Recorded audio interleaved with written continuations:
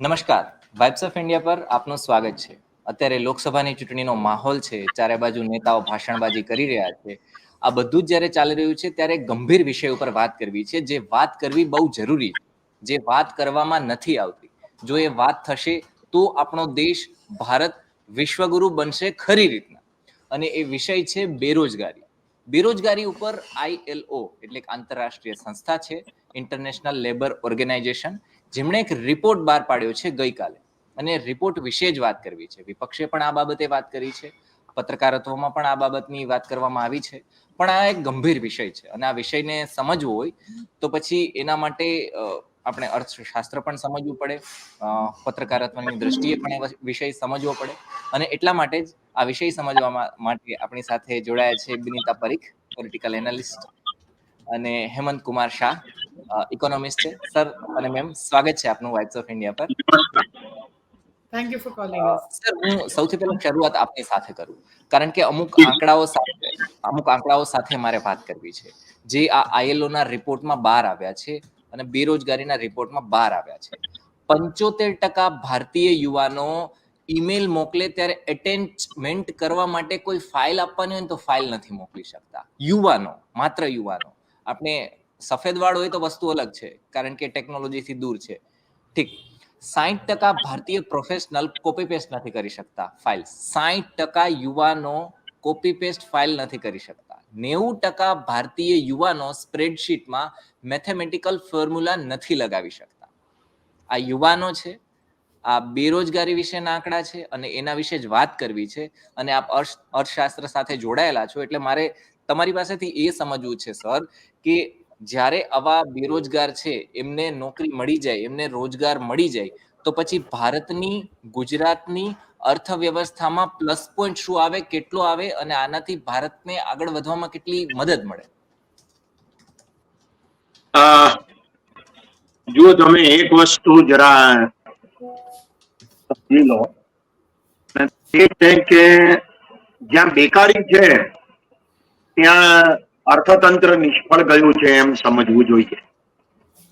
1980 ના દાયકામાં વર્લ્ડ બેંકે જે જોબલેસ ગ્રોથ નામનો શબ્દ પ્રયોગ કર્યો, એટલે કે રોજગાર વિહીન વૃદ્ધિ, એ બાબત હજુ પણ મહત્વની બને.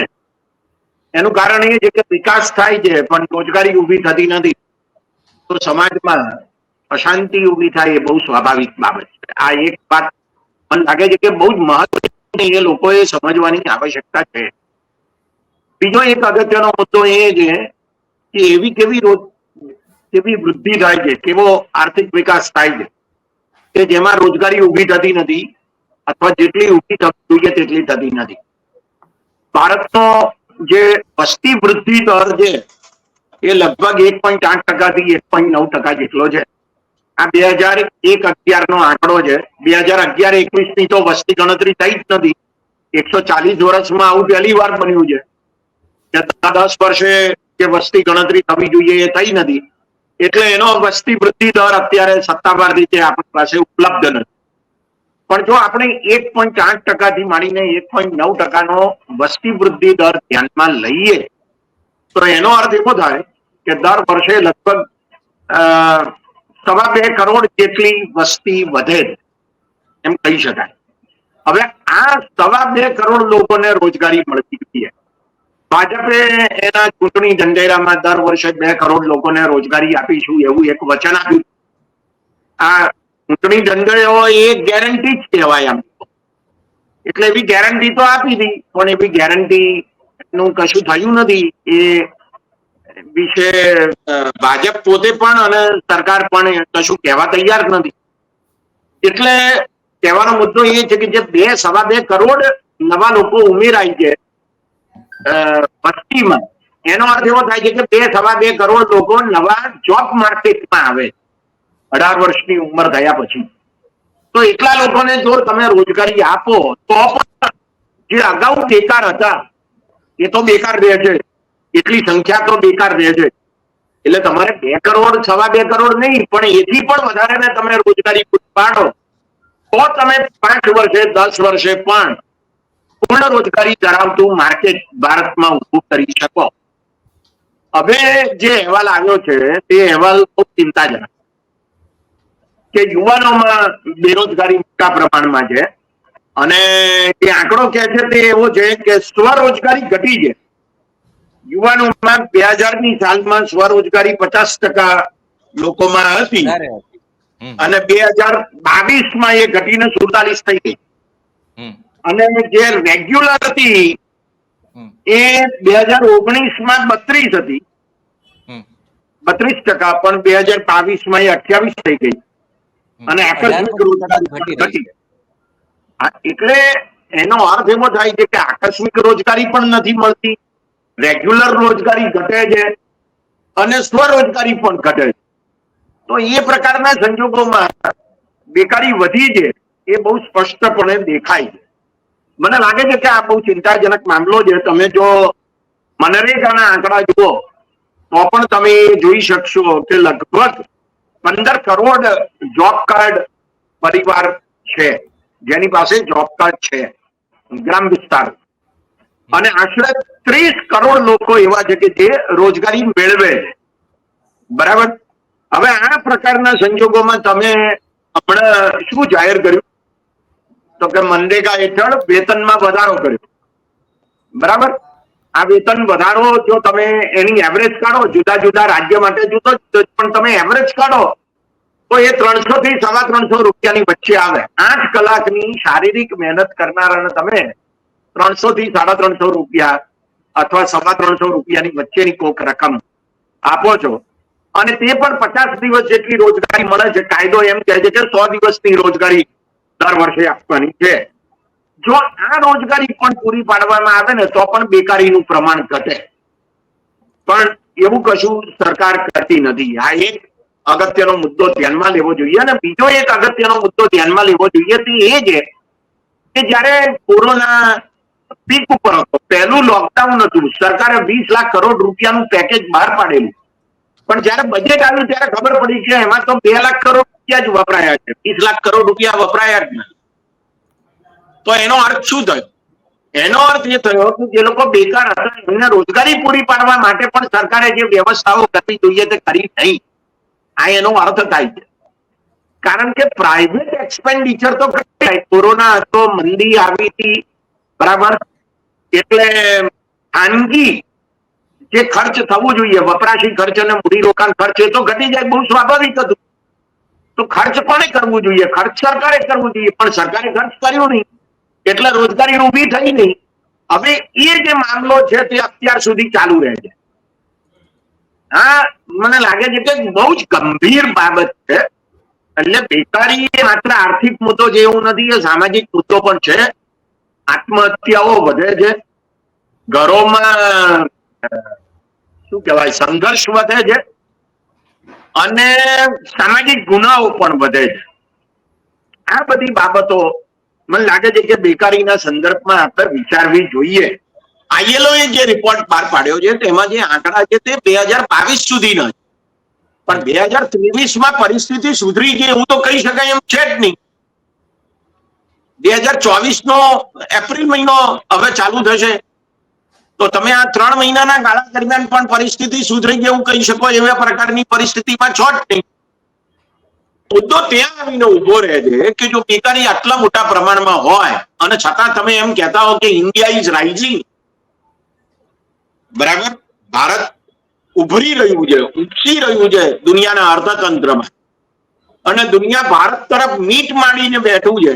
આવા બધા જે વાક્યો વાપરવામાં આવે છે એ મને લાગે છે કે આત્મશ્લાઘા છે. જાતે જાતે વિશ્વગુરુ બનવાની જે અત્યારે હોડ ચાલી છે એનું આ પરિણામ છે. વાસ્તવિકતા કંઈક જુદી છે એમ ચોક્કસ કહી શકે.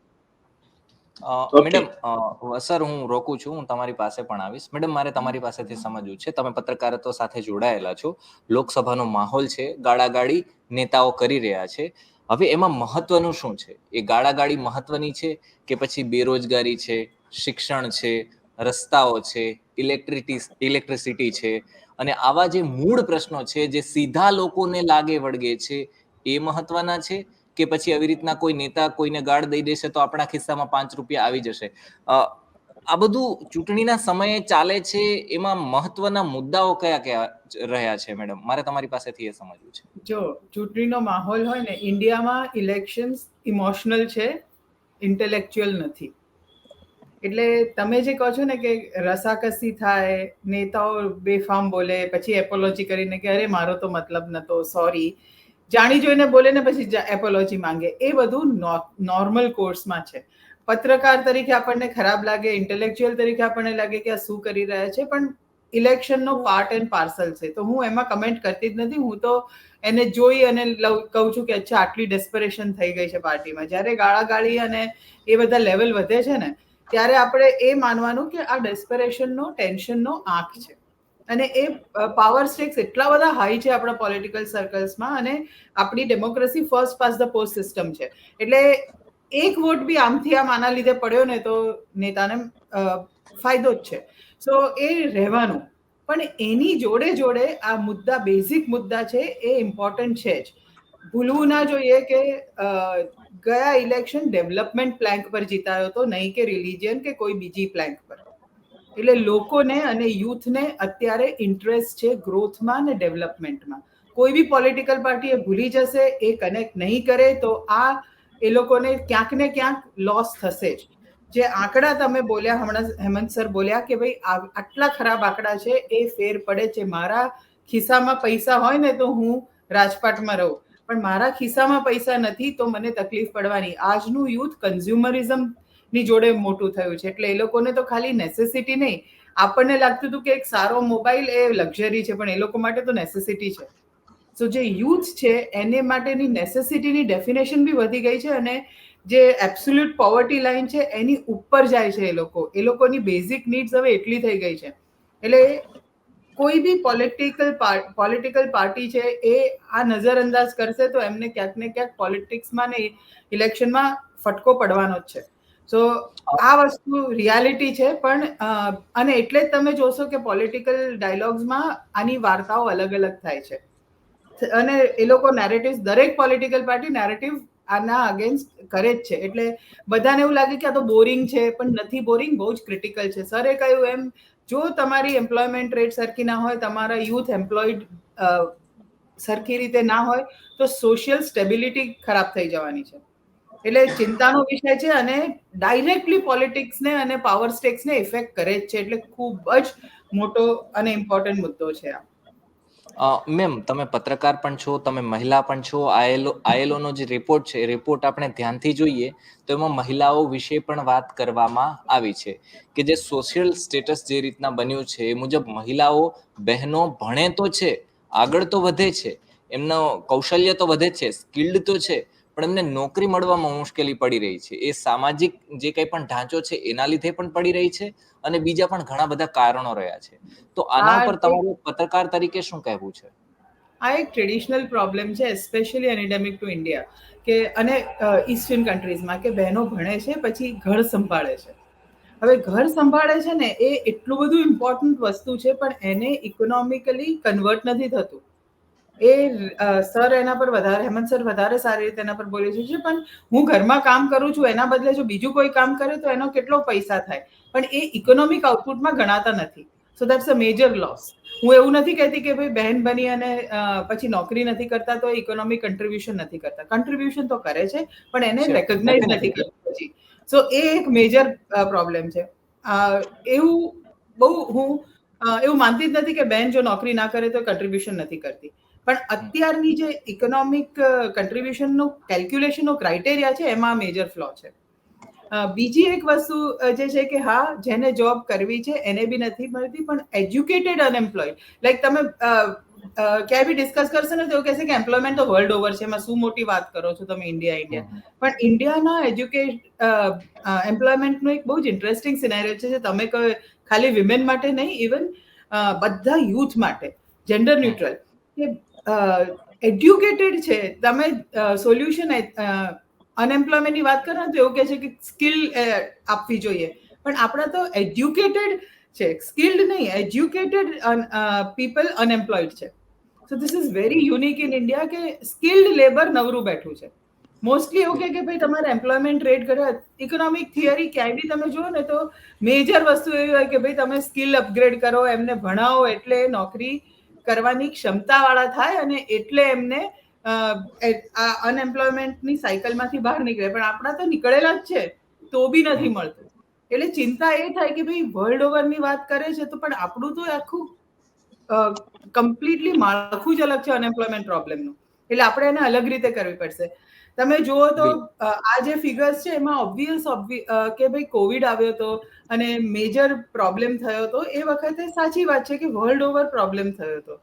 એટલે એ રિફ્લેક્શન હજી બી તમારા આંકડામાં દેખાશે. પણ એની જોડે જોડે ગવર્મેન્ટના જે 2 મેજર ડિસિઝન હતા જેના લીધે જે ઇન્ફોર્મલ સેક્ટર છે એના પર ખૂબ જ ખરાબ ઇન્ફ્લુઅન્સ થયું, એ જીએસટી અને એનાથી બી મોટું ડિમોનેટાઇઝેશન.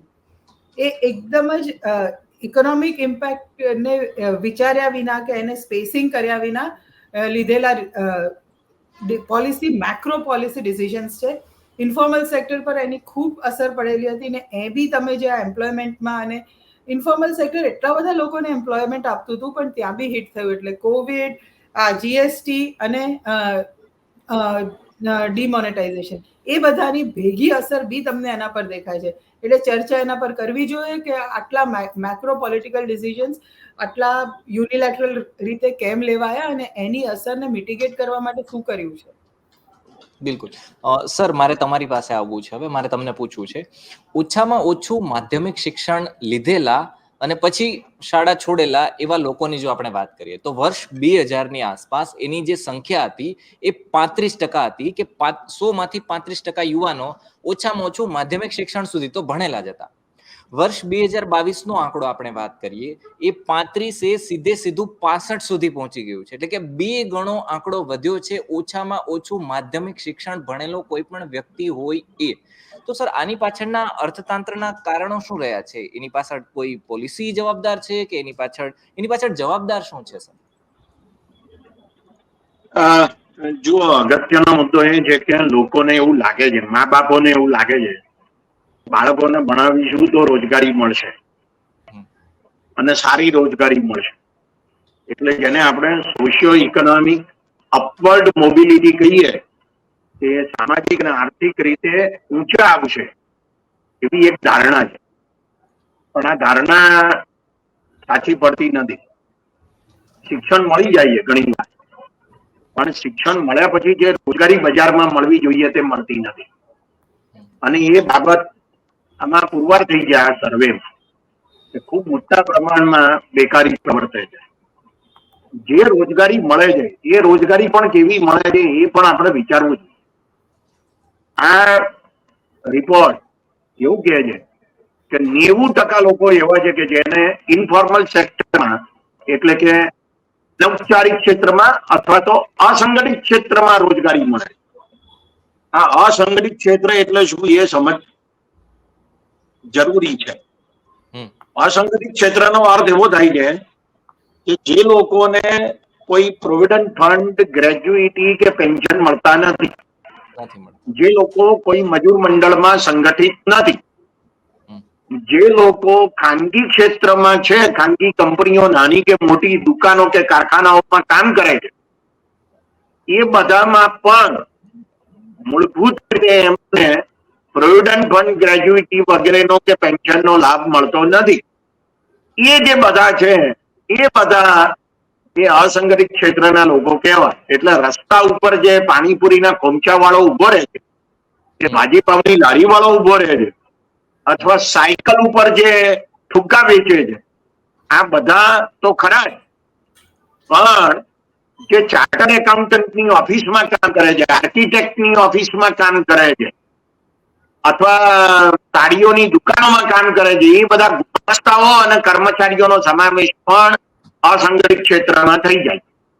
હવે આ બધાના પેન્શનની કોઈ વ્યવસ્થા નથી, ગ્રેજ્યુઇટીની વ્યવસ્થા નથી, અને સાથે સાથે એમના કોઈ પગારની સલામતી પણ નથી. આવો જે વર્ગ છે એ 90% છે, કે જે લોકોને રોજગારી મળે છે એમાં 90% આ લોકો છે.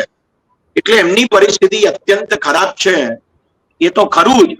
પણ પછી બીજો સવાલ એ ઉભો થાય છે કે જે લોકો બેકાર છે એ બેકારોની પરિસ્થિતિ પણ વધારે ખરાબ થાય છે, કારણ કે એમને તો આટલું નથી મળતું. જે રોજિંદી આવક ઊભી થવાની હોય એ આવક પણ થતી નથી. એટલે મુદ્દો ત્યાં આવીને ઉભો રહે છે કે આપણે કેવા અર્થતંત્ર તરફ આપણે ગતિ કરી રહ્યા છીએ કે જેમાં જોબલેસ ગ્રોથ ઉભો થાય છે. આપણે બહુ અત્યારે મંડી પડ્યા છીએ. જુઓ અમારો 8% દરે વિકાસ થયો છે છેલ્લા 3 મહિનાના ગાળા દરમિયાન. અરે ભાઈ, પણ તમે 20-21 માં શું થયું હતું? તમારું 6.5% થી 7% જેટલો વિકાસનો દર નીચો જતો રહ્યો, માઇનસ થઈ ગયો હતો. પછી તમે આગળ વધો, 8% પહોંચો, 6% પહોંચો, તો એટલું તો સમજો કે પહેલા નીચે ગયા પછી ઉપર આવ્યા. એટલે લગભગ જ્યાં હતા ત્યાં જો વિકાસ પણ નથી થયો. એટલે આંકડાઓ તો બહુ સ્પષ્ટપણે એમ કહે છે કે મનમોહન સિંહના 10 વર્ષના ગાળા દરમિયાન ભારતનો જે જીડીપી નો વૃદ્ધિ દર હતો એ 7.5% જેટલો હતો, અને નરેન્દ્ર મોદીના આ છેલ્લા 9 વર્ષના ગાળા દરમિયાનના જે આંકડા છે તે એમ કહે છે કે જીડીપી નો વૃદ્ધિ દર 5.5% છે. એટલે 7.5% થી તમે 5.5% ઉપર આવ્યા છો, બરાબર? એટલે વિકાસ પણ નથી થયો અને રોજગારી પણ વધી નથી. આ બંને બાબતો એક સાથે. હવે તમે એમ કહો કે અમારો 6.5% નો વિકાસનો દર થયો ગયા વર્ષે, આ વર્ષે હમણાં છેલ્લા 3 મહિનાનો 8% થી પણ વધી ગયો, અને હવે આખા વર્ષનો 7% પણ થઈ શકે છે, વગેરે વગેરે. આ બધા અંદાજો એ મૂળભૂત રીતે રોજગારી ઊભી કરનારા અને ગરીબી દૂર કરનારા નિવડશે કે કેમ એ અગત્યનો બને છે. અને મારે એ વાત કહેવી જોઈએ કે હમણાં જયારે રાજ્યોની ચૂંટણી હતી ત્યારે આપણા વડાપ્રધાને જાહેર કરેલું કે અમે 80 કરોડ લોકોને જે 5 કિલો મફત અનાજ આપીએ છીએ તે ચાલુ રહેશે અને બીજા 5 વર્ષ સુધી પણ અમે ચાલુ રાખીશું. આવું વચન આપ્યું. એનો અર્થ એ થયો કે સરકાર પોતે પણ એમ સમજે છે કે 80 કરોડ લોકો ગરીબ છે અને આવતા 5 વર્ષ સુધી એ ગરીબ રહેવાના છે. આ જે પરિસ્થિતિ છે તે વાસ્તવિક પરિસ્થિતિ છે. એટલે આઈએલઓ જે બેકારીનો આંકડો આપે છે એ બહુ ખરેખર ચિંતાજનક છે. તમે મહિલાઓનો જેને ભાગીદારી દર, શ્રમનો ભાગીદારી દર કહેવામાં આવે છે, એટલે કે કેટલી મહિલાઓ જે કામ કરનારી હોય એમાંથી કુલ કેટલી મહિલાઓ ખરેખર કામ કરે છે, તો એ જે દર હતો એ 2000ની સાલમાં જે હતો એના કરતા અત્યારે અડધો થઈ ગયો. આ શું બતાવે છે? એનો અર્થ એ થયો કે બેકારી છે. એટલે મારો જે કહેવાનો મુદ્દો એ છે કે બેકારીની જે પરિસ્થિતિ છે એ પરિસ્થિતિ વધારે ચિંતાજનક એટલા માટે છે કે આપણે એમ કહીએ છીએ કે મૂડીરોકાણ વધે છે એટલે રોજગારી વધી જશે, બરાબર? પણ મૂડીરોકાણ વધે તો રોજગારી વધે એવું જરૂરી નથી. મૂડીરોકાણ વધે તો વિકાસ થાય, પણ રોજગારી વધે એવું જરૂરી નથી. કેમ? કારણ કે ઓટોમેશન ચાલે છે. તમે 25 માળનું મકાન બાંધો છો અથવા મેટ્રો રેલવે નો બ્રિજ બાંધો છો અથવા બુલેટ ટ્રેન લાવો છો, તો એમાં કેટલા લોકોને રોજગારી મળે છે એ અગત્યનું છે કે બધી ઓટોમેટિક યંત્રો દ્વારા કામ થઈ રહ્યું છે. એટલે ટેકનોલોજી પણ એવી આવી રહી છે કે તેને પરિણામે રોજગારી ઊભી થતી નથી.